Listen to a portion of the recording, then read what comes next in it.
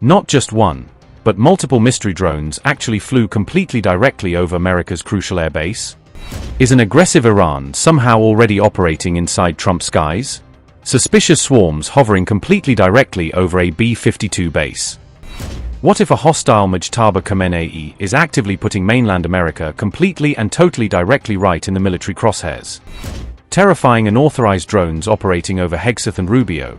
Exactly how dangerously close is the imminent threat currently to top US national leaders? Is Trump deliberately downplaying these potentially deadly covert intrusions, or is this the first tactical move in a much larger strategic plan? As Iran's retaliation directed against the US and Israel aggressively rages on continuously today, entirely fresh security alarms have recently triggered directly on American soil. Previously on March 9th, an entirely unidentified flying drone was formally successfully detected operating completely within Louisiana's highly secure Barksdale Air Force Base. That specific unverified drone sighting occurring in Barksdale instantly triggered a massive security alert and formally issued a temporary shelter-in-place safety order. However, concerning reports rapidly emerged indicating the actual scale of that specific drone sighting at the Barksdale base may have been significantly downplayed.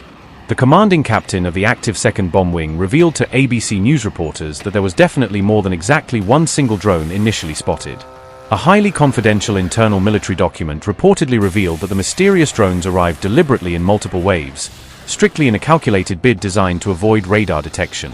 The unauthorized flying drones allegedly relentlessly continued flying directly over the Barksdale Air Base strictly for one full consecutive week.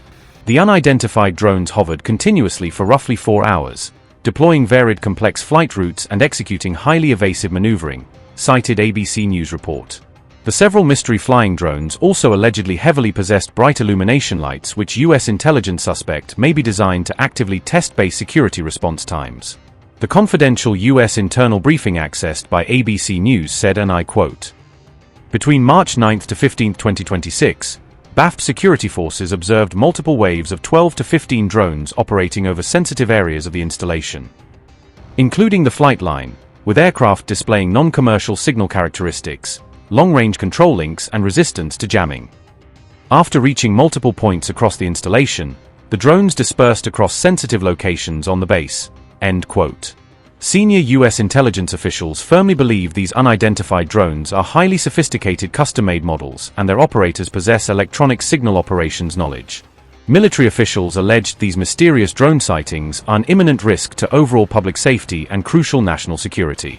The fortified Barksdale base is considered incredibly crucial fundamentally as it formerly hosts the U.S.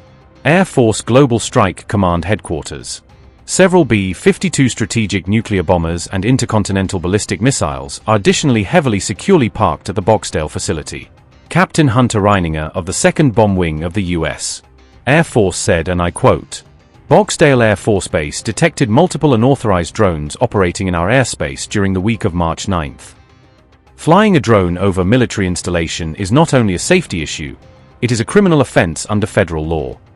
We are working closely with federal and local law enforcement agencies to investigate these incursions. The security of our installation and the safety of our people are top priorities, and we will continue to vigilantly monitor our airspace." End quote. On March 18th, a highly suspicious unidentified package was discovered sitting directly outside a critical U.S. Air Force facility situated in Florida. The FBI claimed the suspicious package located at the McNair Air Force Base contained exactly several possible highly energetic materials. The sprawling Florida military base was instantly placed into complete temporary lockdown directly after the massive base security scare. Since McNair Base is the primary home to the U.S. Strategic Central Command, internal alert threat levels have recently drastically heightened.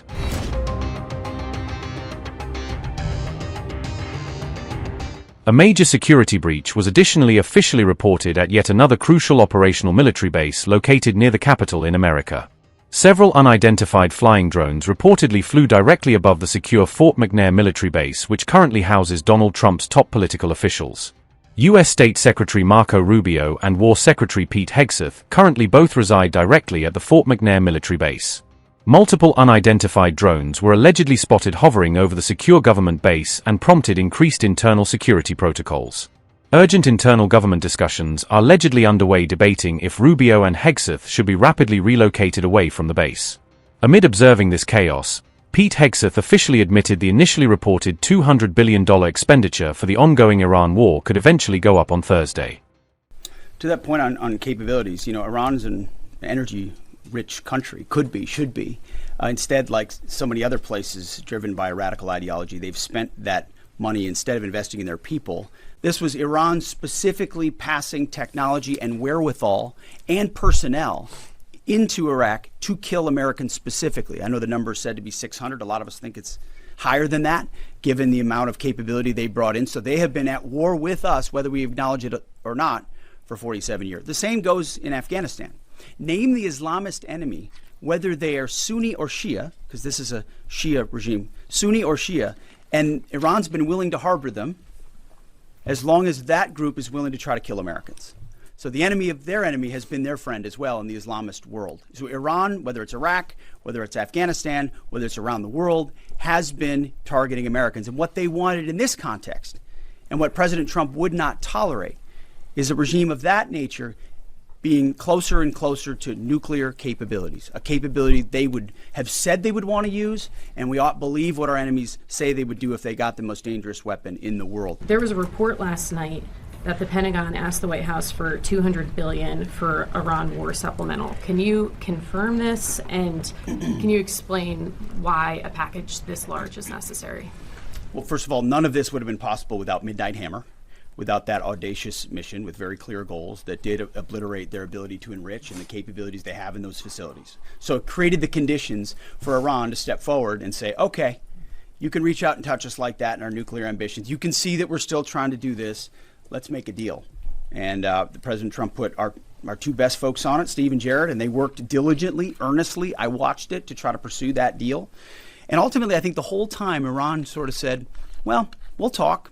As we build more missiles and as we build more UAVs and we create this conventional umbrella so that if we chose to, we could try to reconstitute the program.